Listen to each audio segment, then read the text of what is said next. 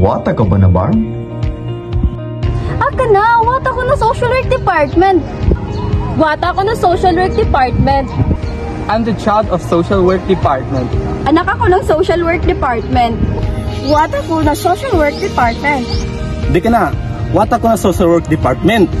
Wata ko na social work department.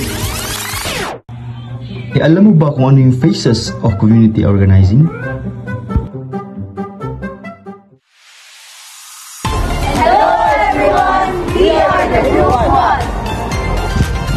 Are you excited and eager to know what are the community organizing process? Well, here we are, and we'll be giving you the learnings that you need. Hi, I'm Rashid Balayman. I will be guiding you to the first essential step. So, area or site selection. Ika nga, choosing the right community is the foundation of success. Hello everyone, I'm Alessandra Benfica. Next up is entry/integration in the community. Just like what they say, building trust and rapport is key to making real difference.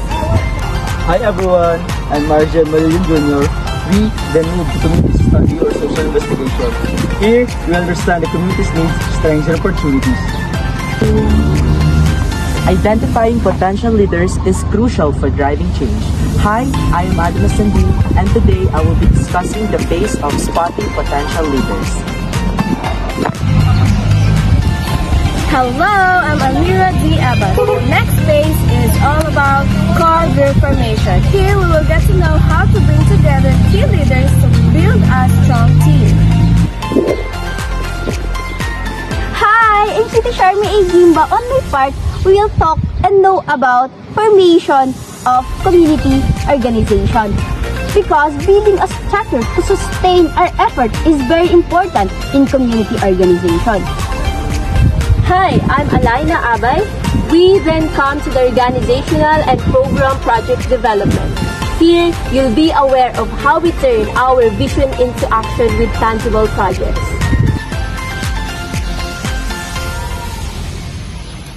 Hello, I'm Alec Baramil.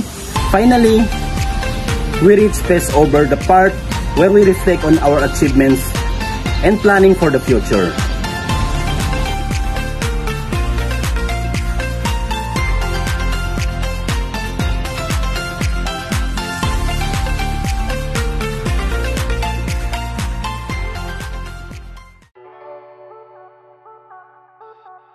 Phases or steps of community organization process. So, area or site selection, ang criteria sa pagpili ng area or site selection, kailangan relatively economically depressed. So, kapag sinabi natin relatively economically depressed, ang lugar na dapat pipiliin para sa community organization process ay dapat may mataas na antas ng kahirapan, kung saan karamihan sa mga residente ay walang matatag na hanap buhay at may mababang kita. Dahil dito, nahihirapan silang matasusan ang kanilang pangangailangan sa pagkain, edukasyon at kalusugan.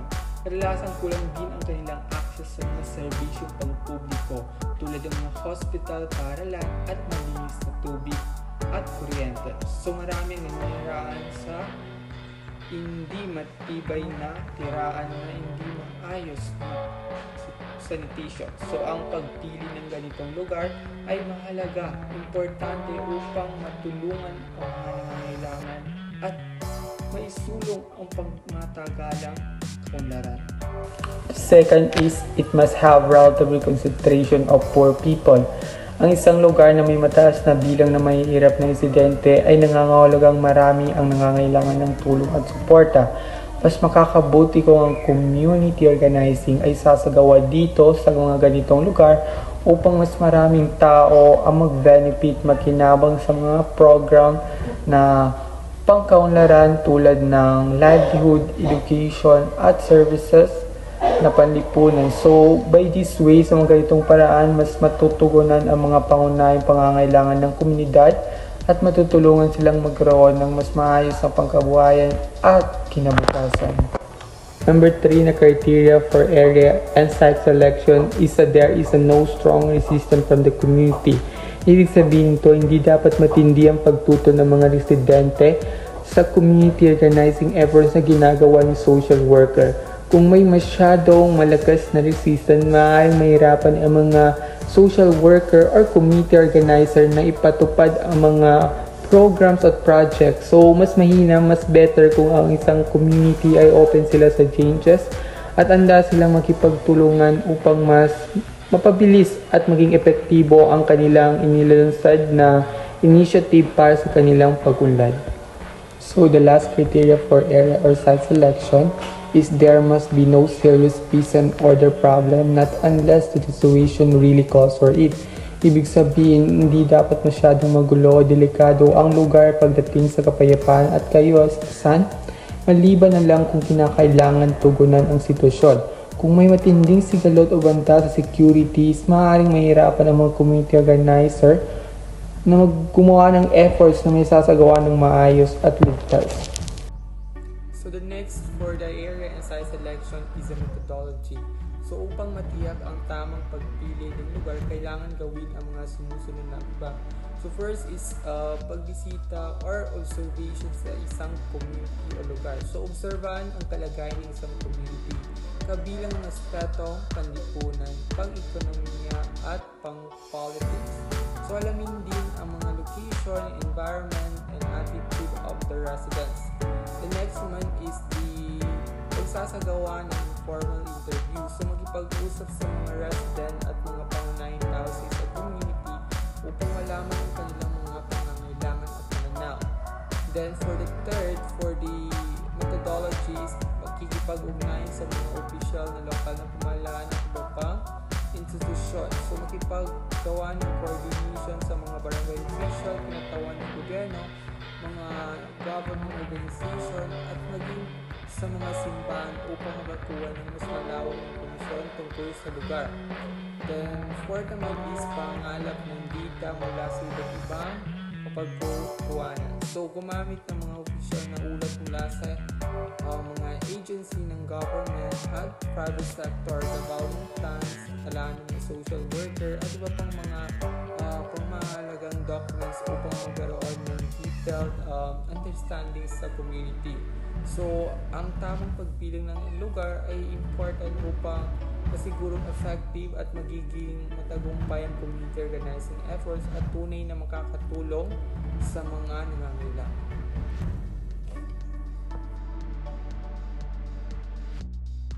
So when we talk about entry and integration in the community, we're referring to how an outsider, whether a social worker, volunteer, or organization becomes part of a community's daily life. This is not just about physically being there, it's about gaining that community trust, understanding their way of life, and truly connecting with them. Think of it like this. Imagine moving into a new neighborhood. Hindi naman pwede na isang katok mo lang or isang bisita mo lang sa kanila, magigain mo na yung trust nila instantly, di ba? You start by introducing yourself, having small conversation, joining community events, and slowly getting to know them. Over time, they begin to see you as one of their own. In social work, this process is called immersion. It means spending time with people not as an outsider looking in, but as someone who eats with them, walks the same paths, experiences their joys and struggles, and listen to their stories. It's a long-term effort to build social capital, which simply means creating a network of relationships based on trust, confidence, and cooperation. But why is this important? Bakit nga ba ito importante? Because real change doesn't happen when someone comes in and starts giving solutions right away. It happens when the community feels heard, understood, and empowered to work together. Integration lays the foundation for collaboration and long-lasting impact. So when entering a community, the goal isn't just to observe, it's to become one of with people, to understand their perspective, and to work alongside towards a shared vision for a future life. So here are the guidelines for entry in the community. First, we have courtesy calls to local authorities. Before fully engaging with the community, it's important to introduce yourself to the local leaders such as barangay officials, elders, or other respected figures. This shows respect and helps you understand the community's structure, rules, and concerns. Gaining their approval also make it easier to you to connect with residents, as people are more likely to trust you when their leaders acknowledge and welcome your presence. second is adapting the community's lifestyle. To truly integrate, you need to embrace the community's way of life. This means eating their food, following their customs, and adjusting to their daily routines. By doing so, you show that you respect and value their culture rather than seeing yourself as an outsider. When people see your willingness to live like them, they become more open to you, making it easier to build genuine relationships. So third, we have choosing a modest and strategic dwelling. Where you stay in the community matters. It's best to choose a simple home similar to what locals have, rather than something too modern or isolated. Living among the people helps break barriers and allows for more natural interactions. It also sends a message that you are there to be part of their world, not just to observe from a distance. So, number 4 is maintaining a low-key presence. When entering a new community, it's best to keep a humble, observant and approach. Instead of making a grand entrance or immediately proposing changes, take time to listen, observe, and understand the people's way of life. By easing into the community rather than standing out too much, you create a sense of trust and belonging. Allow relationships to form naturally. Methodologies and guidelines for integration. First is participating in daily activities. One of the best ways to integrate into a community is by joining in their daily activities such as farming, household chores, or local crafts. When you work alongside them, you show that you respect their way of life and are willing to put in the same effort.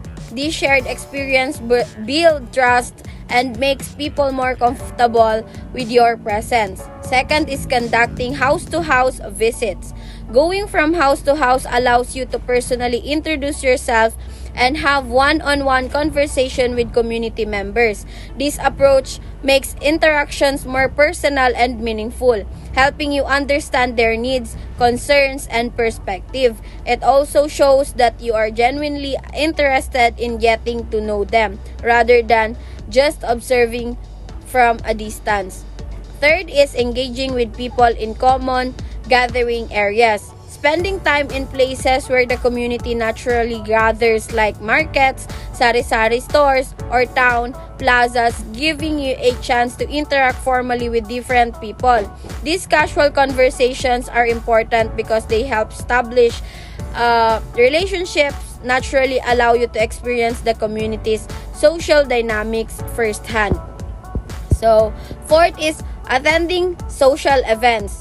Joining local events such as weddings, baptism, fiestas, and even funerals shows that you respect and value the community's tradition.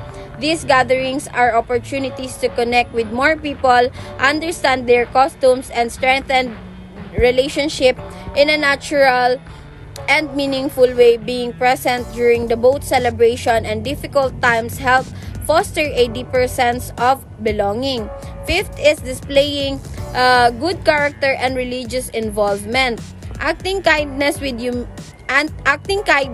humility, and respect is essential when integrating into a community. People are more likely to accept and trust someone who shows good character and aligns with their moral values. In many communities, religious practices are a big part of life, so participating in local religious activities can further help you connect with more people on a deeper level.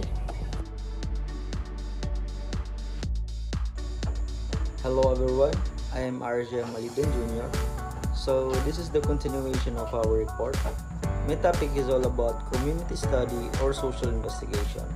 But first, I will introduce my topic first. So the community study or social investigation is basically getting to know a community on a deeper level.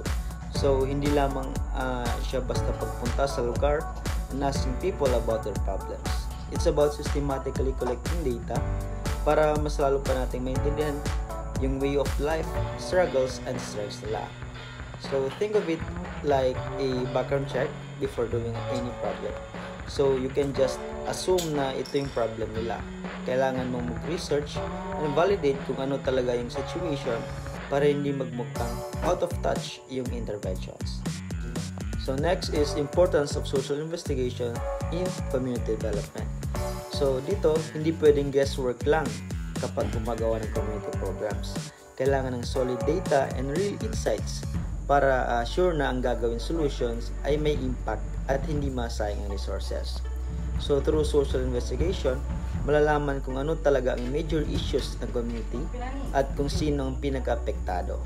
May mga communities naman na problema nila is education, sa iba naman is healthcare or livelihood. So iba-iba yung magiging approach depende sa data. So kung may proper social investigation, mas may effective at sustainable ang community development efforts kasi it is based on real needs at not assumptions. So next is levels of social investigation.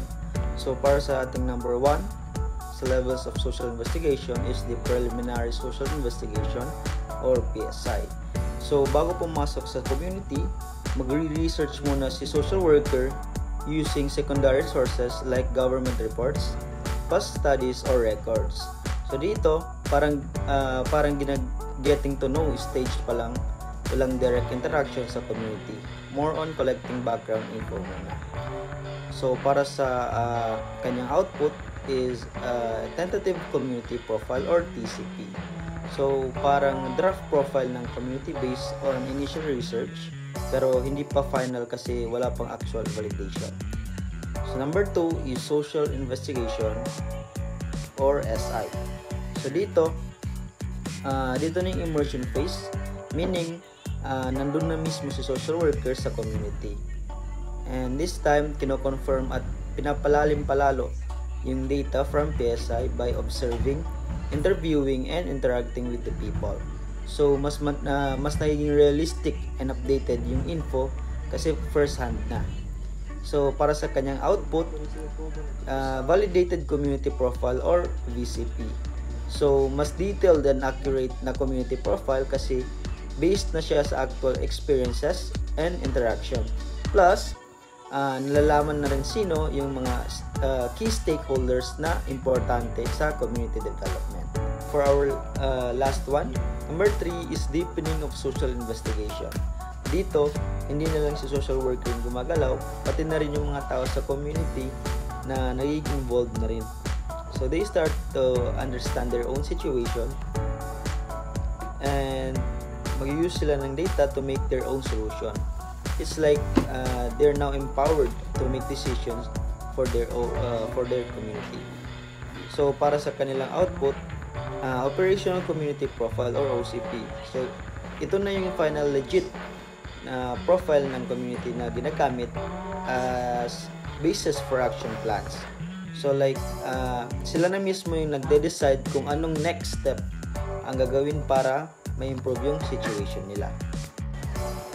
So next is specific objective of community study. So first is gather geographic, economic, political, and cultural data. So kailangan mo malaman kung saan located ang community, anong lagay ng economy nila, political, at anong cultural practices meron sila. So lahat ng factors na ito ay nakaka-apekto sa daily lives ng mga tao, kaya importante na maintindihan bago gumawa ng intervention. Next is identify community classes, sectors, and social issues. So dapat alam mo kung sino ang pinaka-apektado sa community. So for instance, kung ang problema ay lack of education, mas affected ba ang children or out of school youth? Or kung ang livelihood naman ang issue, sino ang walang trabaho or struggling sa negosyo? By knowing this, mas madali i-prioritize kung sino ang dapat unang matulungan. Next is determine the best approaches for organizing community activities. So dito naman is hindi pwedeng basta-basta lang mapapasok ng project without understanding kung ano ang best way to introduce it. So some communities prefer formal meetings, others naman is mas nag-work better with community-led discussions. Knowing their preference helps in making sure they will actually engage in the programs. So next is data to be gathered. Number 1 is geographic data. Geographic data is magpo-provide ito ng mga information about sa mga physical features ng isang community like mga land areas and mga boundaries. So, importante talaga na iintindihin muna natin ang geographic layout ng isang community para makapagbigay tayo ng maayos at tama ng serbisyo. Number 2 is demographic data. Demographic data naman is covers population size, gender, age groups, marital status, and religion.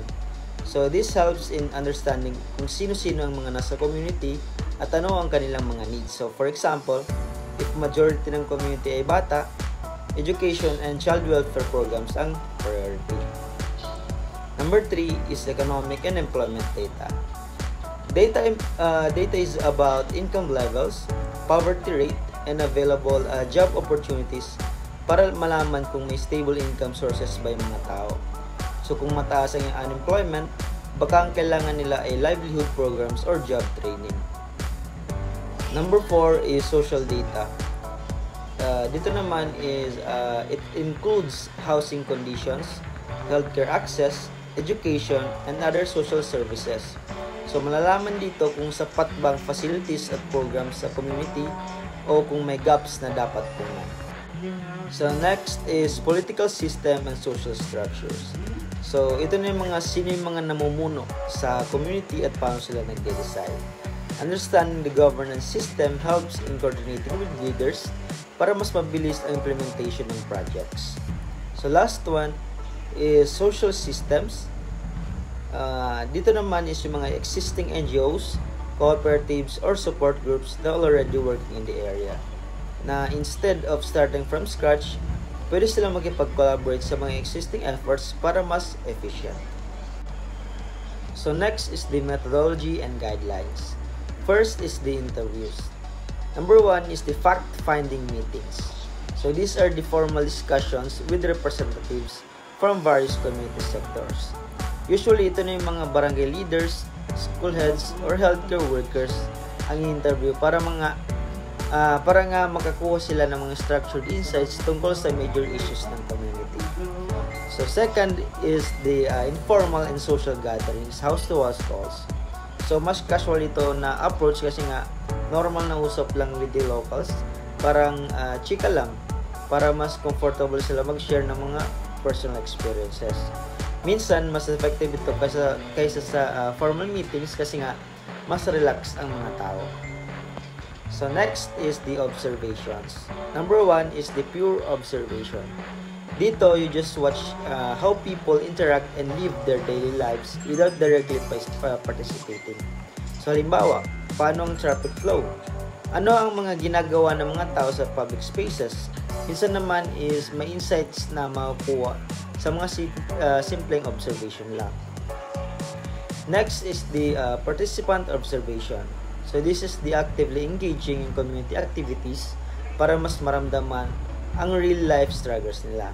For instance, ito yung mga sumasali sa barangay assembly or livelihood training para maintindihan ang challenges na hinaharap ng mga tao. Next is the examination of secondary data. First it is the reviewing existing documents, reports, and studies. So before ka magka-conduct ng interviews and observations, of course, i-check mo muna natin kung may existing research or reports na about sa community. So this saves time and helps in identifying knowledge gaps. So next is the building trust with the community for more accurate data. So hindi magiging honest ang mga tao kung feeling nila outsider ka lang. Kailangan mag-build ka ng relationship with the locals para mas totoo at detailed ang information na makukuha mo. So next is the understanding people's realities beyond statistics. So numbers don't always tell the full story. So hindi lang dapat natin tinitingnan sa statistics, but also understanding these experiences and struggles behind those numbers. So next is the ensuring that research finding truly reflect community needs. So ang goal ng research ay hindi lang mag-collect ng data, kundi gumawa ng solutions based on actual needs. So kailangan siguraduhin ng findings ay may practical impact at hindi lang pampadagdag ng files. So yun lamang po sa aking topic. And ang aking final thoughts is social investigation is not just about data collection. It's about making real connections with the community. Trust building, immersion, and validation are key para ang research ay maging reliable at useful. Kung maayos ang social investigation, mas maging accurate ang interventions and programs para sa community. So, yun lamang po. Thank you.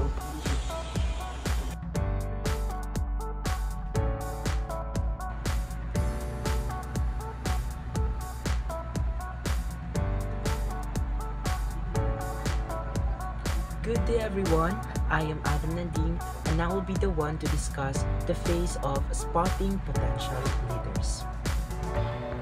In the process of integration and community study, conscious efforts are made to identify potential leaders. Potential leaders can assist the organizer in providing/validating data about the community and its people. On this part, we describe the process of identifying potential leaders within a community undergoing integration or study. The key is that this identification isn't accidental. It is a conscious effort, meaning it's a deliberate and planned activity. The goal is to find people who can help collect and verify accurate information about the community. Hindi lang basta-basta ang pagpili natin sa isang leader.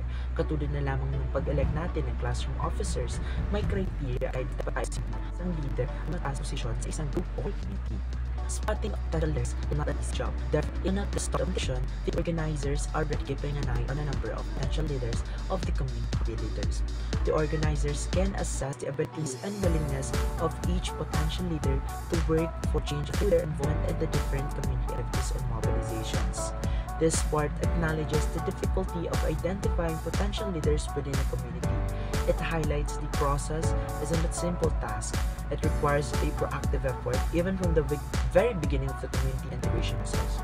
It emphasizes a proactive approach. Organizers don't passively wait for leaders to emerge. Instead, they actively observe and monitor several potential leaders.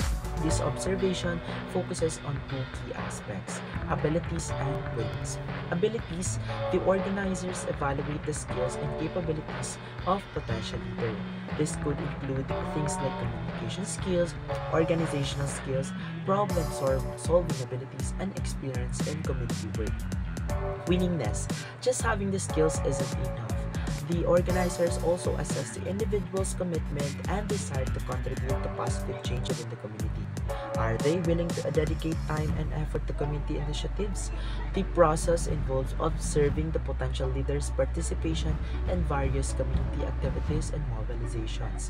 This allows the organizers to gauge their performance and commitment in real-world scenarios, driving a more accurate assessment of their potential.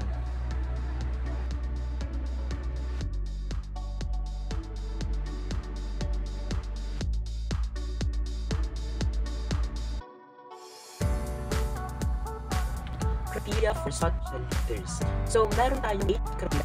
Number 1, to the poorest class of society and is directly engaged in action. This criterion emphasizes activities within communist populations. That individuals who experience the challenges of poverty actively involved in product work are more likely to understand and address the community needs effectively.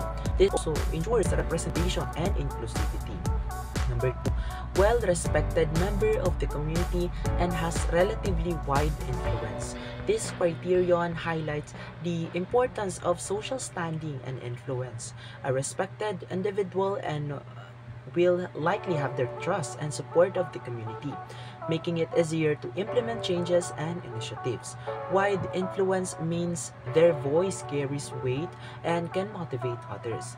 Number 3, desirous for change and is willing to work for change. This is crucial. A potential leader must not only identify problems but also have a strong desire to actively work towards solutions. This criterion emphasizes proactive engagement and commitment to improvement. Number 4, can find time, conscientious, and resourceful to his work. Leadership requires dedication and effective time management. Being conscientious, careful and thorough, and resourceful, able to find creative solutions using limited resources are essential qualities for successfully navigating the emergence of community leadership.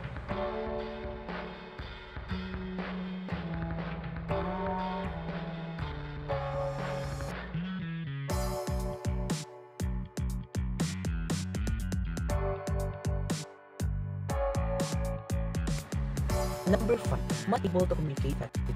He's clear that he's varying, while at the same time must be able to articulate their problems. It emphasizes the importance of strong communication. A good leader needs to be a good listener, understanding the concerns and perspectives of the community members. They must also be able to clearly express these concerns and needs to others, acting as a voice of the community. Number 6, must have a mass-based leadership style and plan of work. This criterion suggests that the ideal leader should adopt a participatory leadership style, involving the community in decision-making and planning. A mass-based approach ensures that the leader's actions reflect on the collective will of the community, promoting inclusivity and ownership. Having a plan demonstrates organization and foresights. Number 7, must not be so talented and intelligent to the extent that he considers only his ideas as superior over others. This point cautions against selecting leaders who are overly self-assured or arrogant. While talent and intelligence are valuable assets, a successful leader must be open to different perspectives and willing to collaborate. This criterion emphasizes humility and a collaborative approach to problem solving.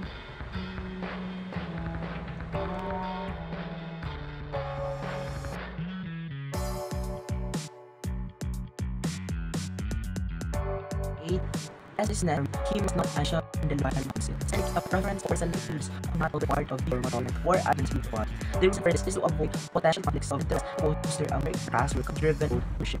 Hence, this criterion aims to balance the criteria for experienced leadership with the desire for fresh perspectives and a truly community-based approach. All, a leader must be someone who can guide and inspire others to achieve a common goal. Because at the end of the day, that's what leadership is all about. It is about bringing people together and working towards a shared vision. So, thank you for listening.